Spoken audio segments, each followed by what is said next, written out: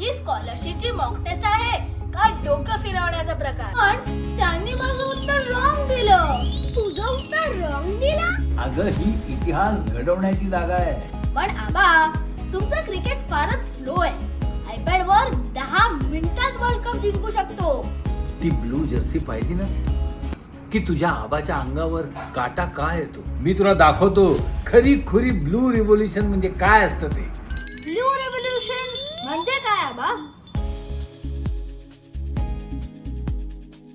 आबा seriously माझ्या केस धूर जाते आणि इथे 35 डिग्री टेम्परेचर आहे. आबा घरी आरामात बसून बघितलं असतं ना, ते पण 4K स्क्रीनवर आणि AC लावून. हे सगळे वेड्यासारखे चेंडूच्या मागे का धावत आहेत? इकडे स्टार्ट बटन कुठे आहे? अरे माझ्या डिजिटल वॉरियर्स, तुम्हाला नमस्कार करतो. ही साधी माती नाहीये बाबानो. क्रिकेट द्रोणाचार्य म्हणजे फार मोठं गुरु. पण आबा, सचिनला तर गॉड ऑफ क्रिकेट म्हणतात ना, तर देवाला पण शाळेत जावं लागतं का? आबा थोडेसे ट्रॅशी म्हणजे किती? वायफाय कसलं, तेव्हा तर रंगीत टीव्ही सुद्धा नव्हते.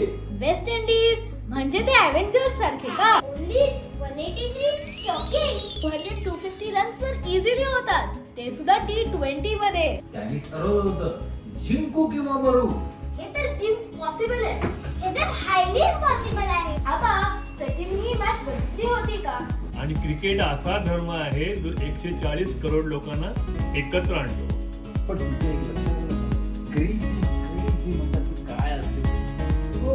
काचेच्या पडद्यातून ती मॅच बघताना मातीचा वास, वाऱ्याचा वेग आणि तिथल्या वातावरणाचा तो जल्लोष, याचा पत्ता लागत नाही.